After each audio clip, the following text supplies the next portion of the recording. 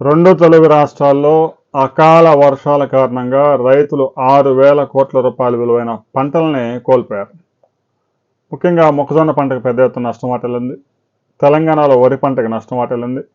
మామిడి పంటకు 50% పైగా నష్టం వాటిల్లింది. అరటి పంటకు కూడా కొన్ని ప్రాంతాల్లో ఈదురు గాలులు వీచడం కారణంగా అరటి పంట నేలకు అతుక్కుపోయింది. ఇక ఉమ్మడి గుంటూరు, ప్రకాశం, ఉమ్మడి కృష్ణా జిల్లా, అనంతపురం జిల్లా, కర్నూలు జిల్లాల్లో మిర్చి రైతులు కూడా తీవ్రంగా నష్టపోయారు. ఆల్రెడీ కోత కోసిన మిర్చి పంట తడిసి ముద్దయిపోయింది. అవి తాళైపోయాయి. ప్రమాదం ఉంది. తడవకుండా ఉంటే 70% ఎర్రకాయలు, 30% అన్న కనీసం తాలు ఉంటాయి. ఇప్పుడు తడవడం వల్ల 10% ఎర్రకాయలు, 90% తాలు. కింటా 10,000 కూడా కొంత తడిస్తే అంత దారుణంగా పతనమయ్యే అవకాశం ఉంది. ఇక ఆంధ్రప్రదేశ్ ప్రభుత్వం ఇప్పటికే అధికారులను ఆదేశించింది.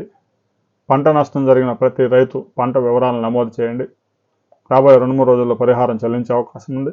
తెలంగాణ ప్రభుత్వం కూడా అధికారులని ఆదేశాలు జారీ చేసింది. ఇక మంచిర్యాల అలాంటి ప్రాంతాల్లో తాజాగా కురిసిన వడగళ్ల వర్షంతో వరి పంట పూర్తిగా నాశనం అయిపోయింది.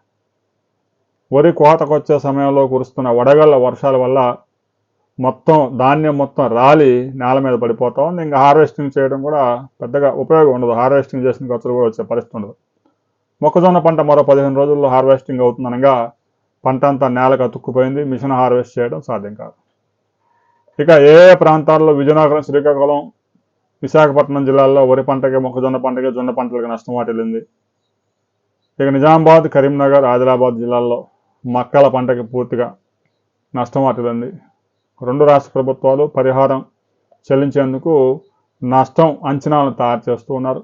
ఇంకా పూర్తిగా రావాల్సి ఉంది. మరో 2-3 రోజులు కూడా ఈ వడగళ్ళు, అకాల వర్షాలు నమోదయ్యే అవకాశాలు స్పష్టంగా కనిపిస్తూ ఉన్నాయి. తమిళనాడు మీదుగా, గల్ఫ్ ఆఫ్ మన్నార్ మీదుగా, తమిళనాడు మీదుగా తెలంగాణ, ఆంధ్రప్రదేశ్ మీద ఒక ఉపరితల ఆవర్తనం కొనసాగుతూ ఉంది. మరో ఉపరితల ఆవర్తనం నార్త్ ఇండియా మీదుగా 2 తెలుగు రాష్ట్రాల మీదకి ఆవరించి ఉంది ద్రోణి. దీని ప్రభావంతో మరో 2 రోజులు కూడా ఈ వర్షాలు నమోదయ్యే అవకాశం ఉంది. సహజంగా గతంలో ఈ వడగళ్ళ వర్షాలు ఇవన్నీ ఒకసారి 1 గంట, అరగంట వచ్చిపోతాయి. ఇలా 6 రోజుల పాటు కంటిన్యూస్గా వర్షాలు, వడగళ్ళు వేధించడం ఇదే మొదటిసారి.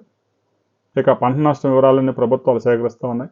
ఏ పంటకి ఎంత నష్టం పరిహారం ప్రకటిస్తారు అనే దానికి సంబంధించి గవర్నమెంట్ కొంత క్లారిటీ ఇచ్చిన తర్వాత మరో వీడియోలో మనం కలుసుకుందాం.